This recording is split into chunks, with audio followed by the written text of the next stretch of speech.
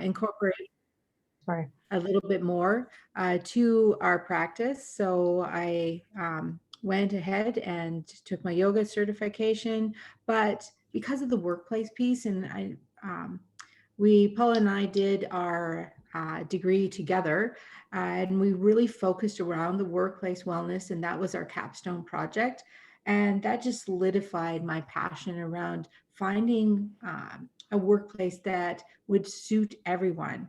And it is always such a challenge when we look to the workplace because we got so many personalities, so many things, so many variables, but it's still so vitally important because it's such a big piece of our life. So, because of that, we extended our education and looked at the psychological health and safety and became certified in that.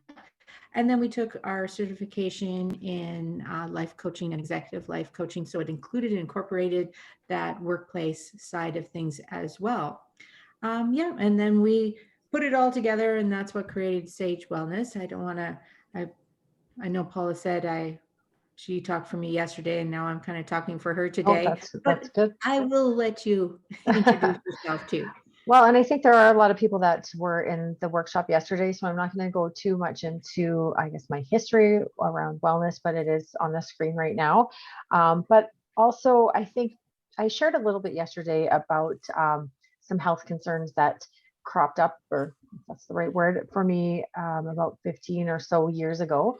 And that changed my outlook as well on wellness in the workplace because I think before that, I saw, well, when I went back to work after my kids were a little bit older, and I looked at it, it's so separate from what I was doing in my home life. It was work and then home, and that was a bit of a skewed perception for myself on that, being able to balance all of that.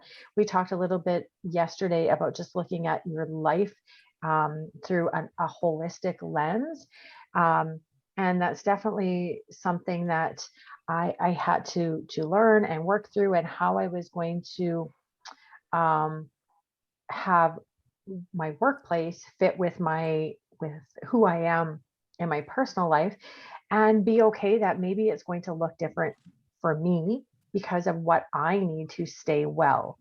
And I think when Shannon and I did our degrees on, we did, we both had diplomas, and then we went and got degrees, and we did that online. Um, Obviously, living in a rural community, that can be a challenge. And so then we were balancing work, school, and home life. And it was tough at times. And so, really, just put a whole new spin on things as well. So, um, I just want to maybe mention as well with the psychological health and safety, if you haven't heard that, um, those credentials, I guess, being spoken of before, it is almost like the other side to occupational health and safety. It is occupational health and safety is the more tangible, the safety, the physical side to the safety in the workplace. And then the psychological health and safety is the other side to that. It is keeping people well so they're able to stay in the job. Sorry, my internet's unstable again. I'm just going to go back to the objective, Shannon. Yeah, absolutely. And I think that's our plan for today is to explore about those wellness programs for employees. How can we create an atmosphere for employees that they're going to feel well? A bit like what Paula was saying, we've got to incorporate the whole picture for people, right? Who they are, what their needs are. Of course, we know there's some limitation to that because jobs are what they are as well, but it's still, there's so many small things that can be done and tweaked that will just help employees be a little bit more successful at work. And that's where we're after we talk a little bit about that historical piece, we're going to talk about those links between the healthy work practice and the productivity, because at the end of the day, workplaces need to be productive. There's work that needs to be done. So we can't just say there's no bottom line to that. We just have to have a healthy workplace at all costs. There's always a balance, and we know that. And then finally, we're going to connect some of that information and really talk about the engagement piece, how to get started, how does that fit within your strategic direction, regardless of the size of your organization, because it doesn't matter. You could be a kind of what they might call a mom and pop shop, or just that small business, to a really big organization like a Catholic Social Services, right? Where we've got hundreds and hundreds of people working for us. So it really doesn't matter. The practices can be tweaked and looked at in an individual and in a unique way. And then, of course, we always have a few recommendations by the time we put all of that together.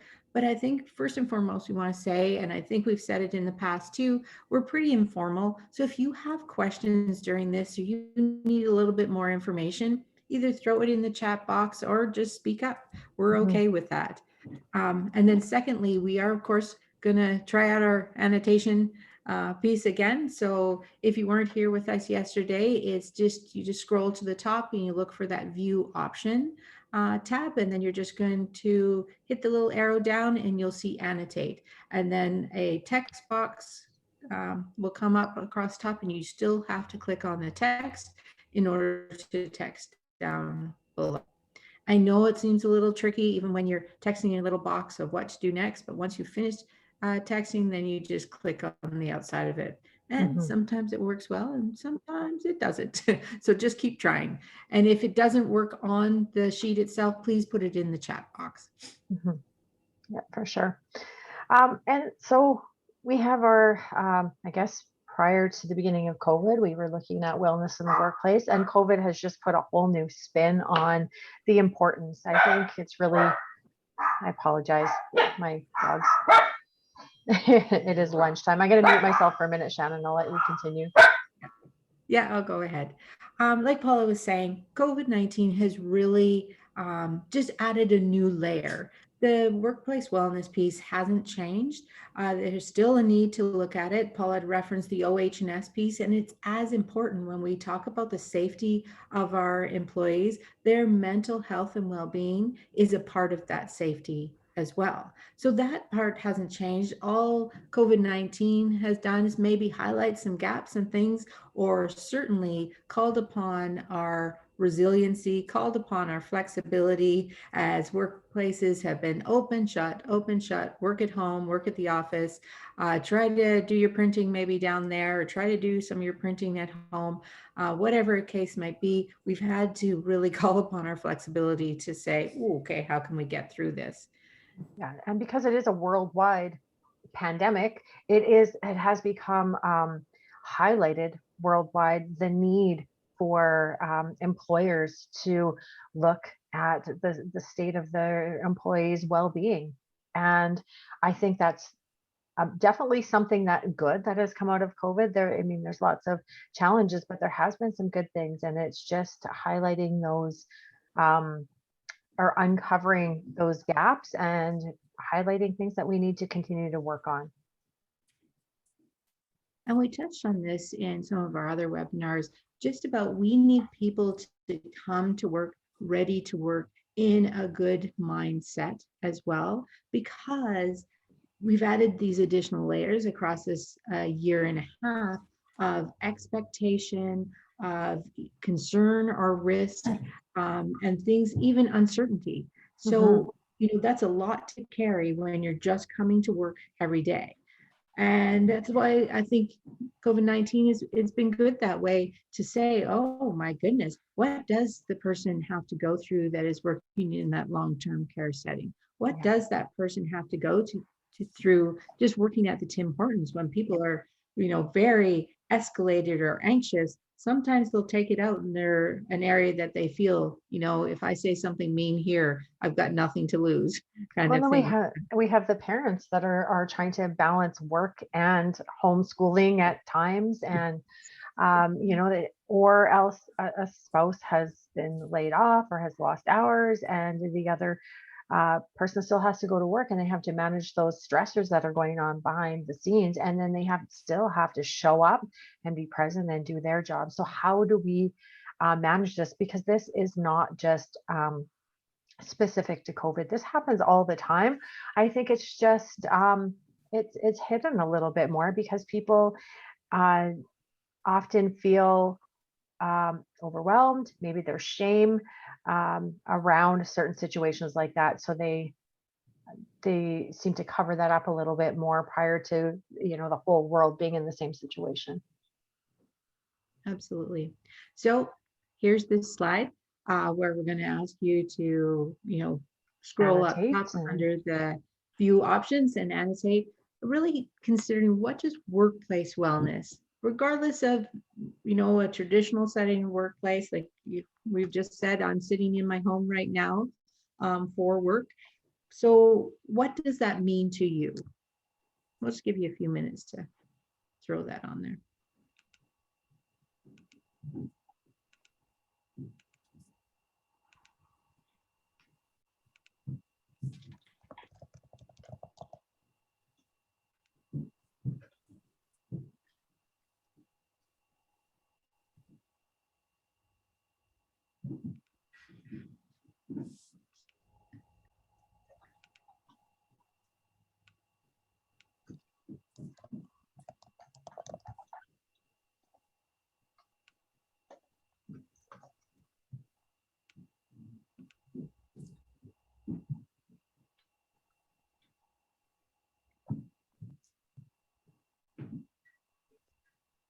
if it's not working for you, just throw it in the chat and we'll Absolutely.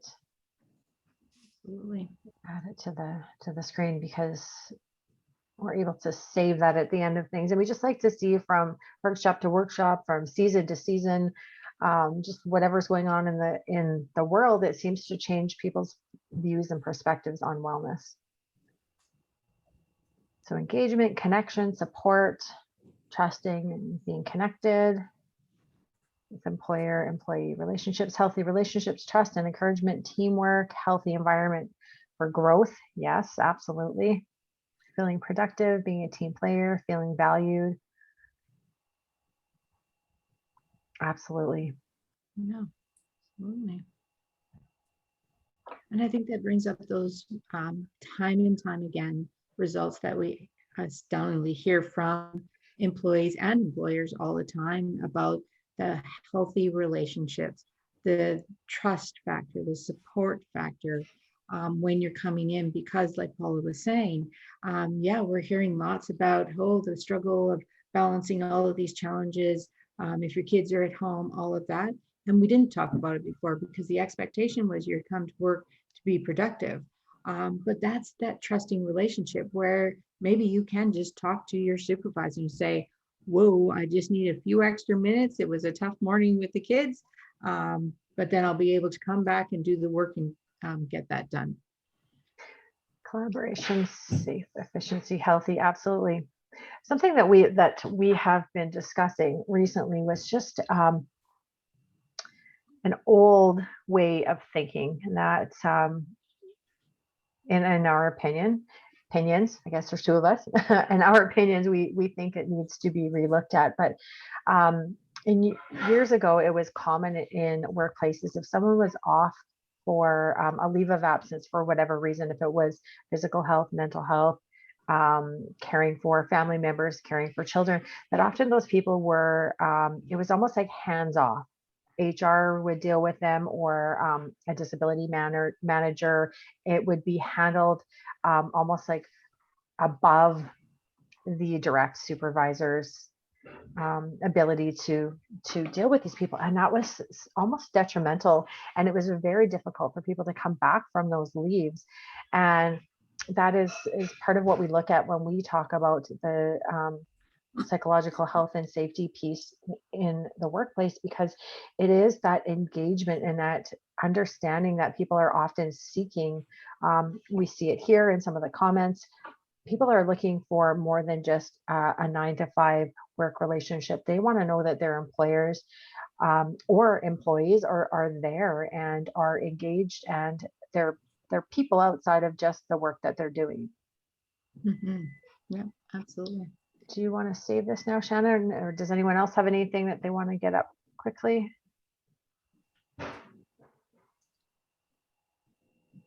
Okay. All right, well, maybe we should save it. Yeah. Okay. I'll clear it all then. Perfect. Yep. No, now it's not gonna. Move forward for me. Oh, yes. There we go. So, We always like to bounce back, sorry, Paula, oh, go ahead. about our wellness philosophy. Yes, we're talking today about the workplace wellness philosophy, but for us, that really hasn't changed. We truly believe in that holistic approach of well-being, because if you're not balanced, it doesn't matter if you're at home or you're at work, there's something that's not quite working right. And it's not like we're expecting, like we've always said, that perfect alignment of all of those 8 dimensions. That's maybe not that realistic, because we're always working, we're always striving to do a little bit more in each one of those areas, but we have to be able to come to the table with a relatively balanced wheel in order to, once again, be productive in the environment that we need to be productive in. And that's, as you can see in our wheel, we've talked about all of those pieces, and you're thinking, well, why isn't this just about the occupational um, wellness or well-being? And of course it is, right? If you're not there, um, I guess I've always given the advice. Sometimes we have a job because that's the job we just need to do to get to the next thing we want to do. Or sometimes we have a job because we're absolutely passionate about what we're doing.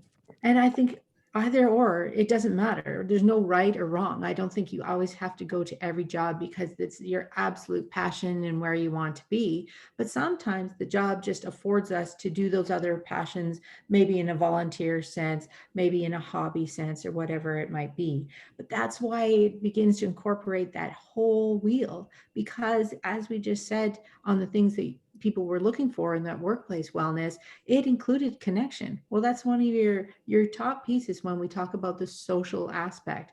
And stress. Is that not also one of the things we always land back to in a conversation when we're talking about emotional wellness? So all of those things, and the physicality piece, you don't really necessarily think about that unless you're, I'm sure, in a laboring type position. Then you sure are. You want to be able to come to the table and be able to make it through the day. But, for many of us, I'm in a chair, but I feel just as bad if I get too focused on just doing work and never getting up and moving. So I always made it a part of my practice, whether I'm in the office, in my home, whatever it is, that I get up. I get up probably, I don't know, sometimes every 10 minutes. Now, if I'm in a meeting or something like this, obviously I'm not going to say, whoa, I'll be back in 10. No, we know how to push through those kind of things, but we also have to look to what our limits are as well.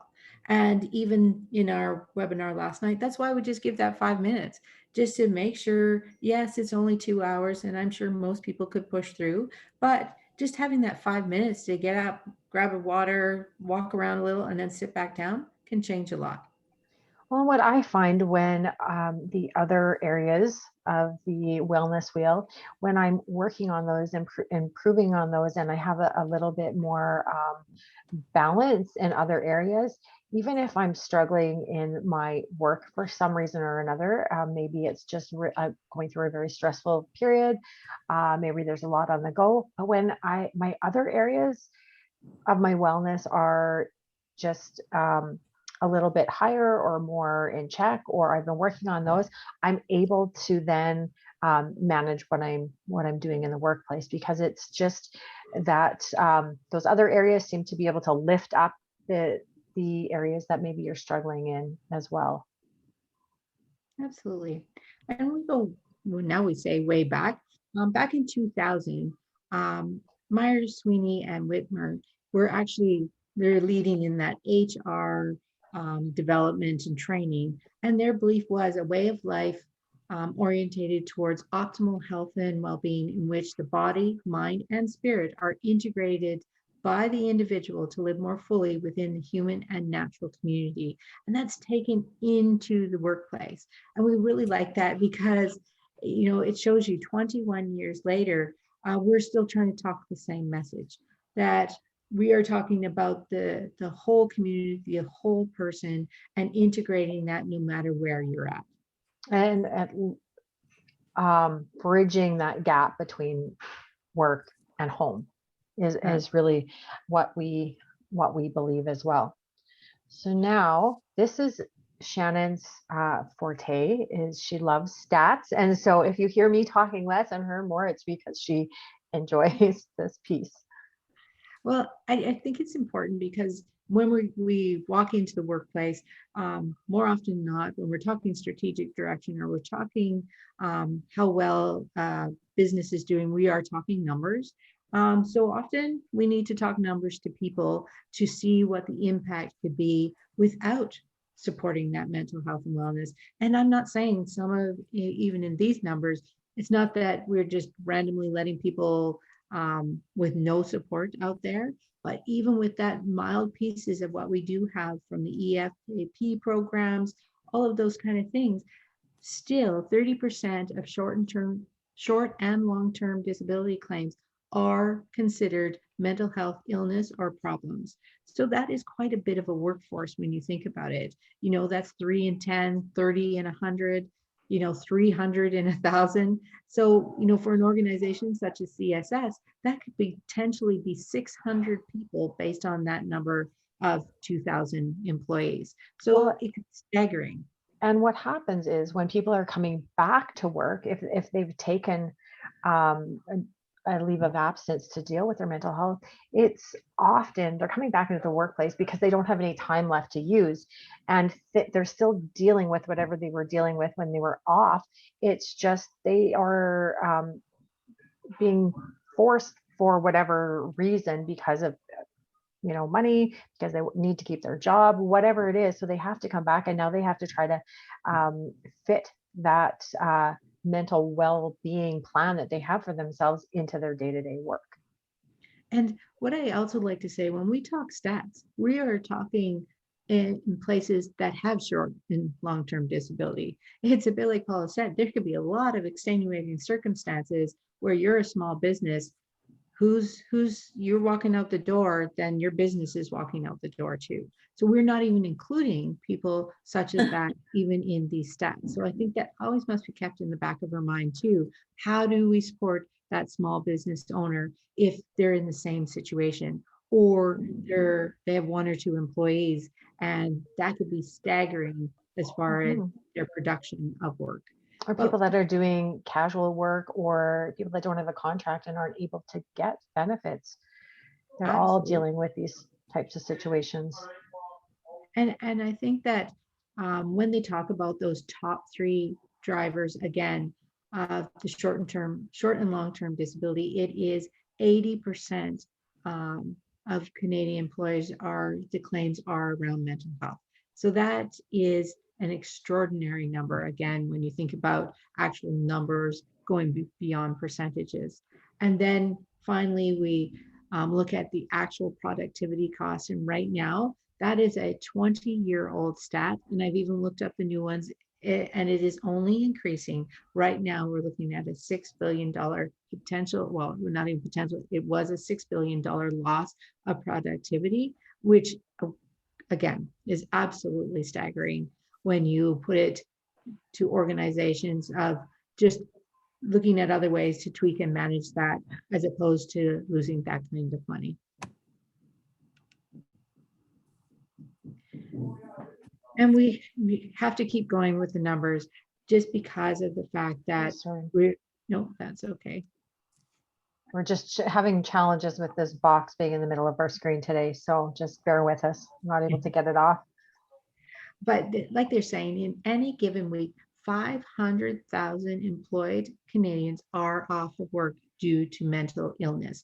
And when they say mental illness, that can be not necessarily diagnosed illness. It is Mhm. just simply where they've checked off that box that that's where they feel as though they've left work due to that. So then we come to the numbers of 4,000 people that will not make it. And that it seems outrageous to me in this time that that's still where we're at. And my worry is they are still looking to put the stats together of that extra layer impact that we had brought up before about the disconnect in COVID-19 of what are we missing? How many more are maybe potentially going down this path as well? And we have to kind of keep going a little bit with some stats.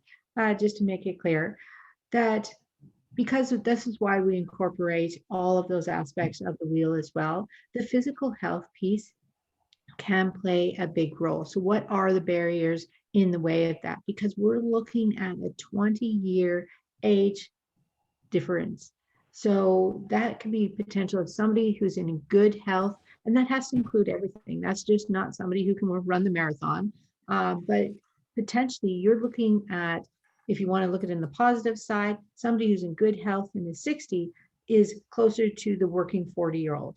But we have to look at the reverse, that somebody who is 40, not in great shape, is more inclined to be on the 60-year-old side of things. So therefore, you look at work sites that are requiring their employees to have a more physical presence of what that can do, even in being able to be sustainable throughout 8 hours a day. That basic minimum level of physical health needs to be there. It has such grave impacts as well on your business. And this is just kind of what they're saying, that there's even the potential of a 30-year span. So a fit person of 70 could have the profile of a unfit 40-year-old. So, and we don't want the reverse.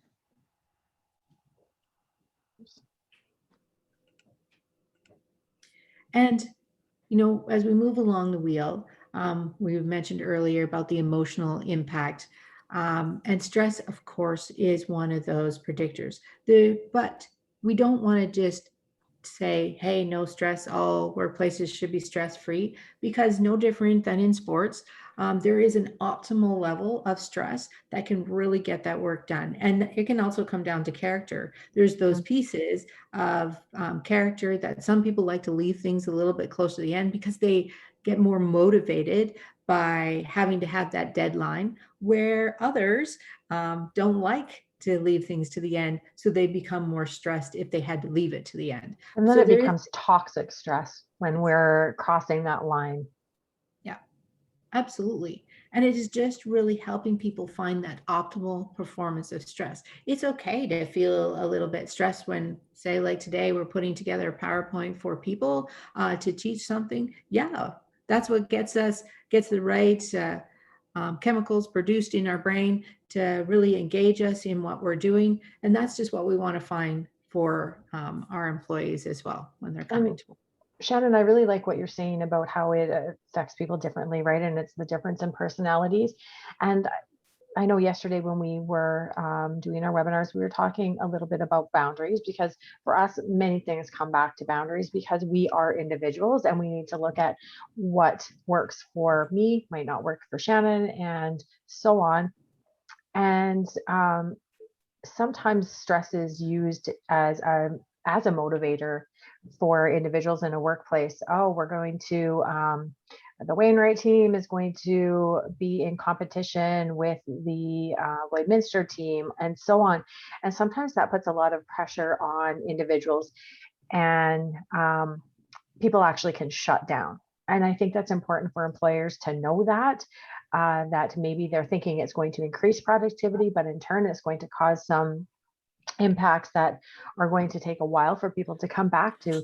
And I think that for us, we need to be able to come to a place where we can advocate for what we need, and to be able to say, that doesn't work for me. I'm still going to do the work that I need to do and do it to the best of my ability. But using that example of a competition, that is too much for me. And that is just going to cause issues with my well-being. Yeah, absolutely.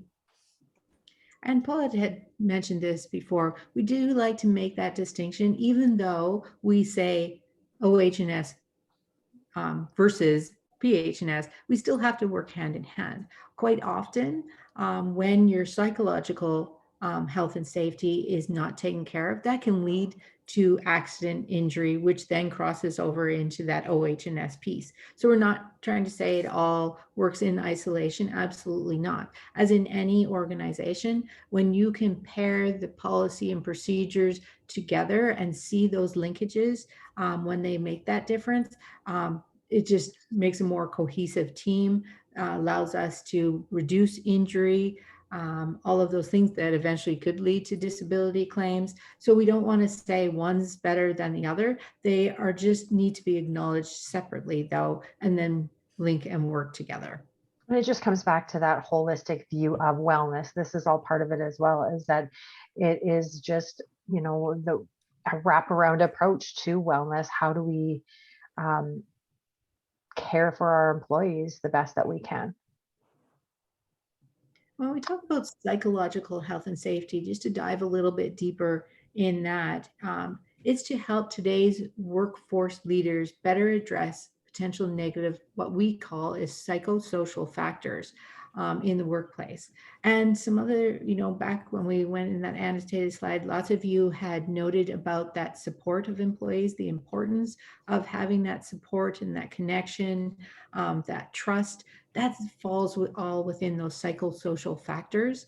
And we also wanted to note that this is a national standard. This isn't just something, we came up with or Alberta came up with. This is a Canadian standard and it's recognized and it is a legal duty as for employers to also incorporate this into their workplaces.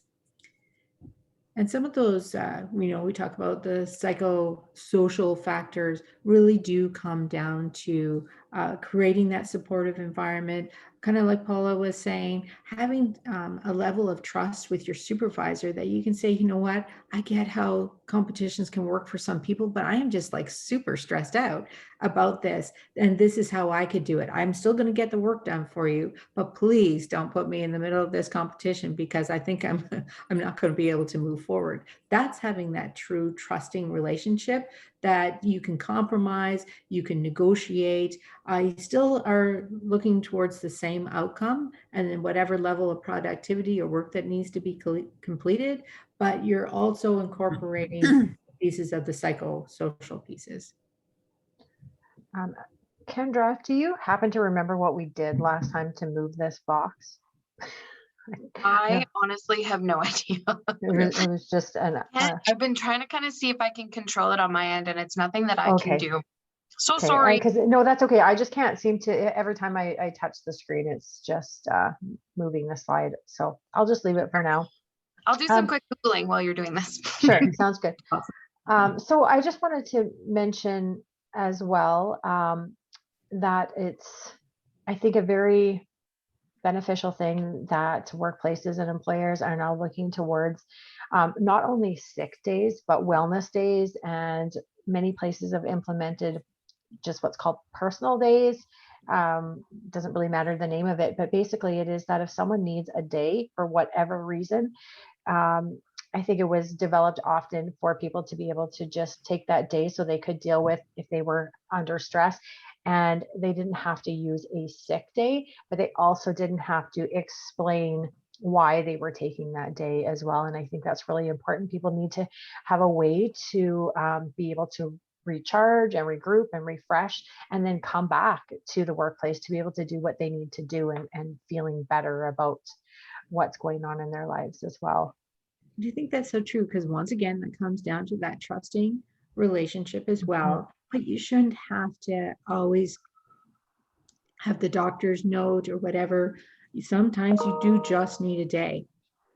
So I think that's such a great way.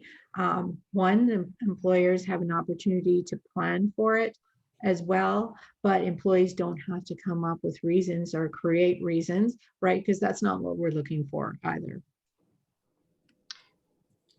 So I don't think we are going to have time to go through this. We just wanted to put it up to show you that this is the national standard that we worked within when we took our training, and this is available to employers. I believe it's still free of charge for them to access the standard. Is it, Shannon, still?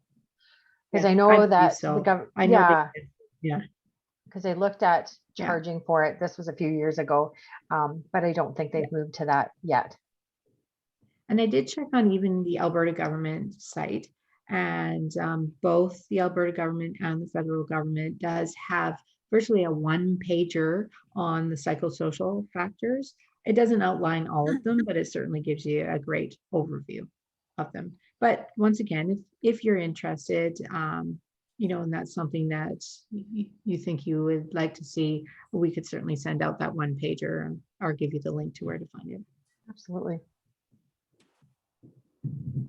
So reasons why organizations should initiate wellness practices and policies. And I think that this, once again, is no different than the stats. People need, when we talk about, the workplace, the costs of things, not only cost to employers when something goes wrong or somebody's mental well-being is um, being challenged. uh, you still have to have some reasons why you need to step in, because it's still going to cost some money, no Mhm. doubt.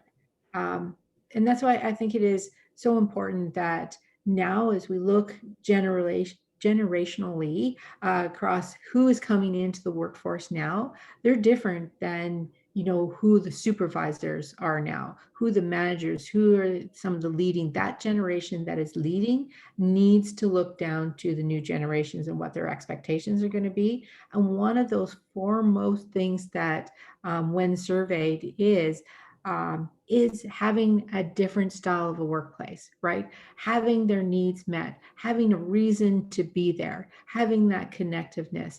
And if you're willing to look to these type of practices, what they're showing is that you will attract and keep a better quality of employee. Mhm. Absolutely.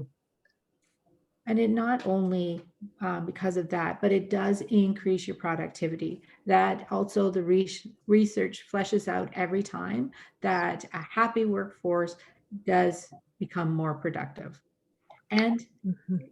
if we look to, because, in large organizations, we're always talking about the health insurance costs and what we need to do to minimize those costs, because if we have so many employees, it's just going to cost a lot. It is important that we do that. And by having some of these practices, they're the preventative pieces that help to lower those rates, help to keep people at work healthy, happy, and safe. So we're not paying those costs out to disability claims.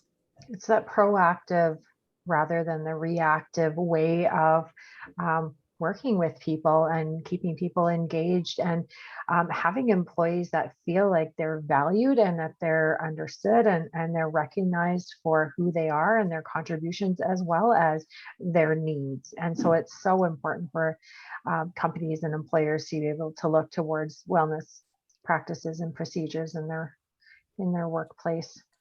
And absolutely. And just when we look at the reduction of sick days, right? Yeah. Avoiding that burnout. If somebody is burnt out and sitting there, they're not productive for you. They're just there. And that's about it. Well, and as a supervisor in my other job, what I come across is that people that are struggling and they end up using their sick days, and then what? Then we're having people that are not well coming to work, like Shannon talked about earlier. They're still putting in the time, but is it benefiting anyone? It's definitely not benefiting the employee themselves. And essentially it's not benefiting the employer. So we need to figure out a way to deal with those circumstances and see people as individuals. And that sounds very idealistic, to have a program that's going to work for each person, but it is maybe revamping the existing program to be able to take into account who's in the workforce now.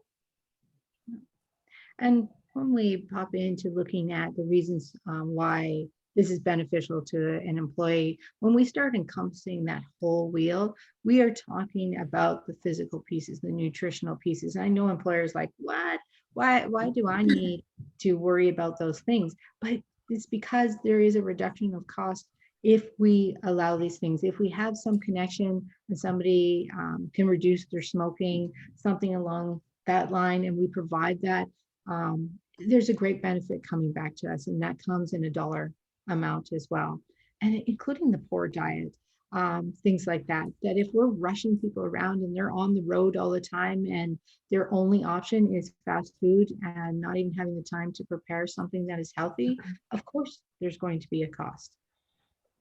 I know for my son, he works, I talked about this a little bit last night in our other workshop, but he works in Montreal. And one of the things that is keeps him working more, he started out working part-time as a part-time casual person, and then he has the opportunity to work more and more hours. But a benefit to him is the fact that he is able to eat his meals at work.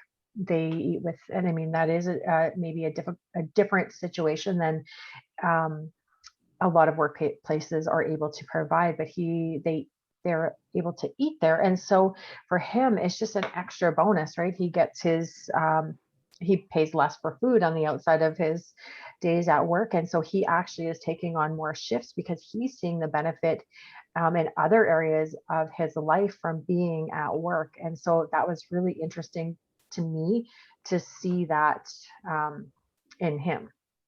Mhm.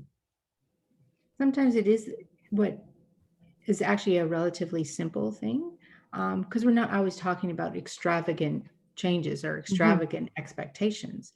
But, when we talk about employees at work and the work related specific things, once again, we look at the changes of back and forth from workplace to home and the technology expectations. Could be, I know it's my number one stress. I used to have two screens at work, trying to deal with a laptop instead, or a VPN and words that I probably never used before. So, of course, it's a definite level of a stressor. I see Ashley just has a question. Hi, sorry, can you hear me? Yep, Yeah. we sure can. Okay, sorry, I had to log in and out of this a couple times. So how would you bring that up in a way that is still sensitive to the person's needs? So like, say for example, the obesity and healthy eating. How would you bring something like that up to your staff without coming across in a way of like, oh, I noticed you eat a lot of junk food sort of thing? Like how, without that crossing that line of this is my life, I'll eat what I want, it's that you're looking for the best for them. Like I was just looking at that thinking like that's a great thing to do. And if we could have like But you don't want salad to bar, target someone because that's going to yeah, actually have the adverse um, exactly. Yes. effect. But we And I talked about think we this a will little be bit. crossing the line. Absolutely. We sat somebody down and Yes. said, hey, go ahead. No, sorry, I think we have a bit of a lag sometimes when I Yes, we do. talk over you. But we talked about this a little bit last night when we were doing our webinar that was for our Sage Wellness. And it was about activity versus engagement in the workplace. And Shannon and I were on the wellness committee, and at times it was just Shannon and myself. And we were thinking that if we just created all these activities, well, people say they want to exercise more. So let's hold yoga classes. Let's have a personal trainer come in and show us what to do. And we had all of these activities because we thought that by having these in the workplace, people were going to naturally gravitate towards them. They're going to do it, and it's going to be problem solved because now they know how to do it. But in a way, it almost backfired a little bit because people were feeling overwhelmed that they were expected to do it. And what if they couldn't do it? We had someone who was really nervous about not being able to bend down properly in the yoga class. And so she just wasn't going to come. She wasn't going to try it out because she was worried about looking, standing out, I guess. This may not answer your question, but we will, sorry, in my roundabout way, we will get to it. But we did look at walking alongside the staff instead of just creating those activities and sending out the date and expecting people to just show up. I think it really is about leading from alongside the staff instead of having the employers be at the top and saying, this is what we want for you to be healthy, is that we want you to do A, B, and C. So some of the things that we do have on this slide also might help address things for people. So looking outside the box when it comes to planning wellness programs. So it might not be that we're going to set an example, mentor the staff, we're going to be working on our health. That is definitely a way we want people to be able to walk the talk. But it might be, I know that someone was off because they were struggling with some health issues. Maybe they have diabetes and their doctor said they need to lose weight. Well, there are programs within the community, and that's why we like connecting to things like this, because we find out who is in the community that does these things, or that offers things like this. So it is connecting them to something that maybe is happening from 10 till 10:30. There's a talk at the PCN, or FCS is putting on something to talk about fitness and well-being. We're going to give people some time off to be able to attend those events and activities. Maybe looking at flexing people's work week to be able to fit with their needs. That's something that was actually done for me in my work. Current work is I was not able um, to stay well and work the hours that I was working. And so I was able to work with my employer and come to um, an understanding, and that we would try out some hours, and they were flexible, and that worked well for me. And it's changed my health and wellness greatly. And I think that's, the important part, important point to this is that first and foremost, you also have to change the culture, right? The Absolutely. culture of the leaders themselves, they're the ones that are going to engage the people. If they're walking the talk, like Paula had said, as well, and walking beside people, and that's a bit what we had changed up as well.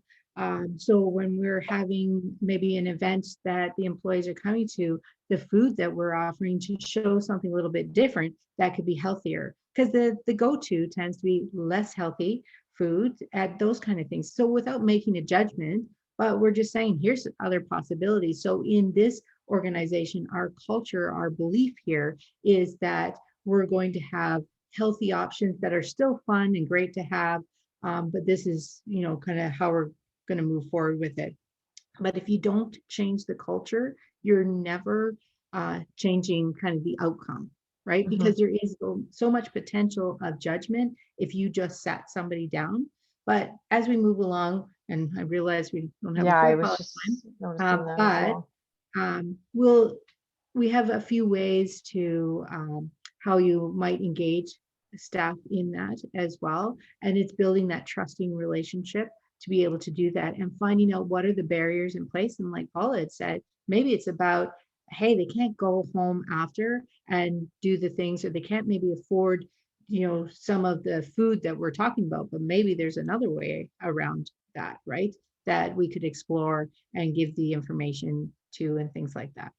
And even having that culture of openness and open communication, open door policy, whatever you want to call it, maybe incorporating that in staff meetings, right? We're going to do a check-in at the beginning of our staff meeting to see where people are at, and allow people to actually talk. And if someone is saying, hey, I'm struggling with whatever it is, that it's not just left there, that the employer needs to go back and actually check in with people and make sure that they are okay. And I think that communication builds from that openness, and people are going to feel more comfortable to advocate for themselves when there is that open communication already And that's there. such a good point about it's reducing the judgment and bias, right? We Mhm. all come to the table, and I think that's also got in the way of some of the activities that Paul and I were offering. People felt we were judging them, that they should weigh less, they should do this, and it wasn't about that. Our whole piece is exactly what we're saying today: is how do we make you healthy from the inside out?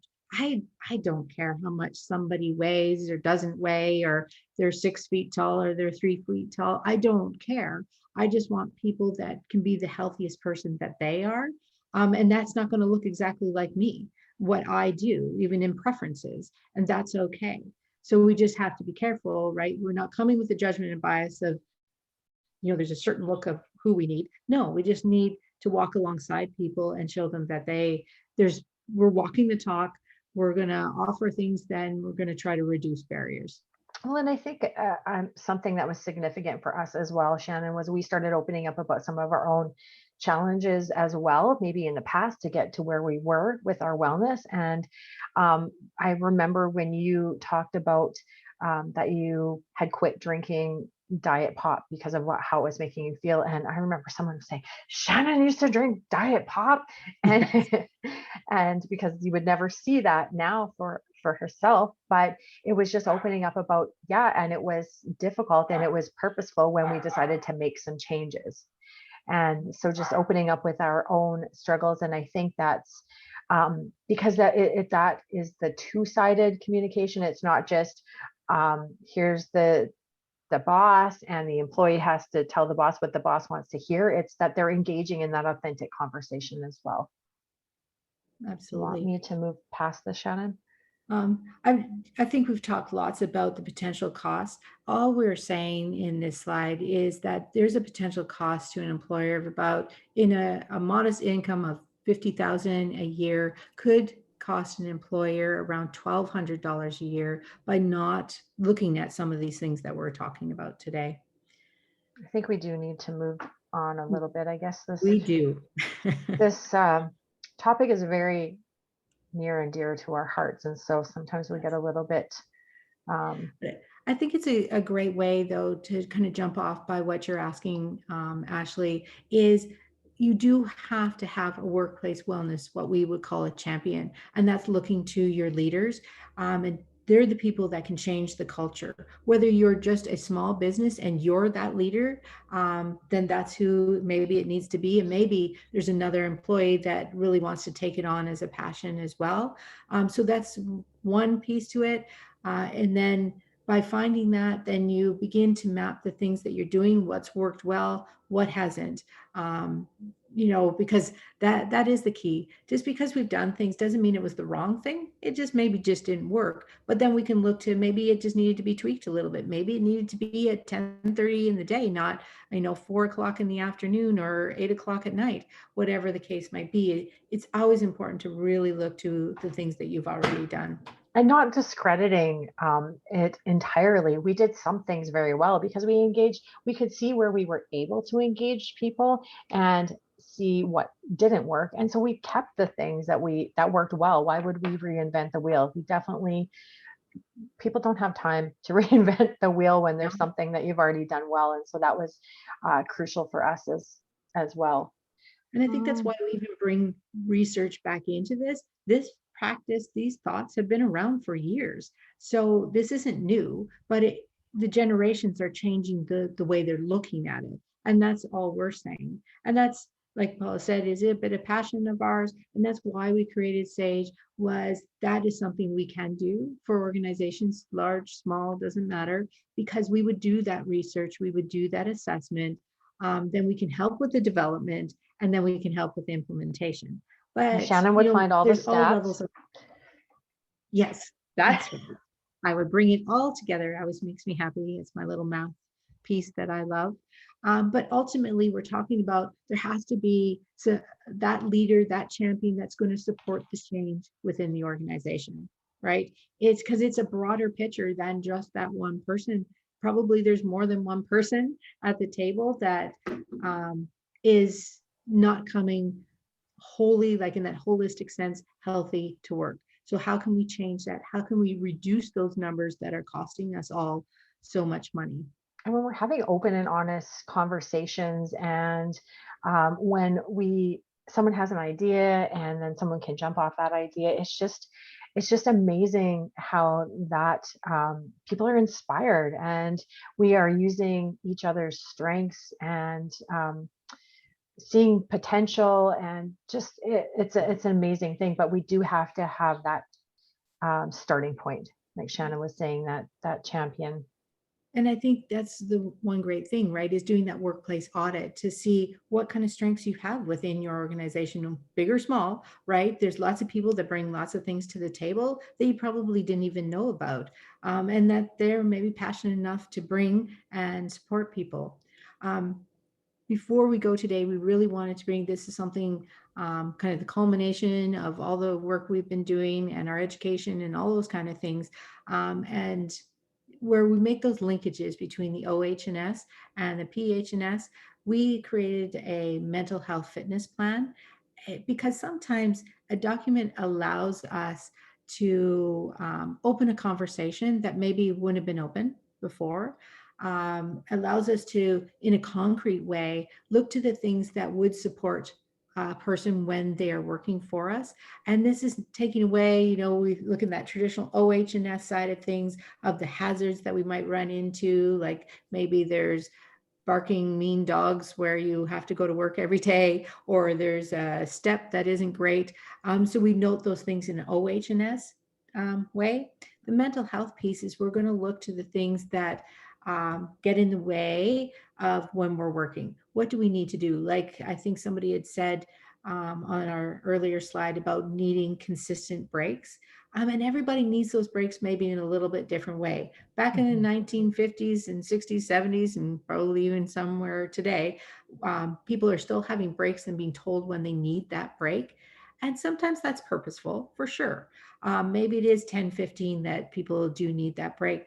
But what we're finding is that's a more of an industrial revolution approach to that maybe there's that person that just needs to snack all the way along, needs to get up, every 15 minutes when it's appropriate. But that's what would go into a plan like this. So the employer is not like, oh my goodness, why are you up and down again? Because those traditional employers are still going to be a little bit leery about that. But this commits us on both sides, from the employee to the employer, about how to manage yourself in that workplace, and then really promote that trusting conversation and good relationship.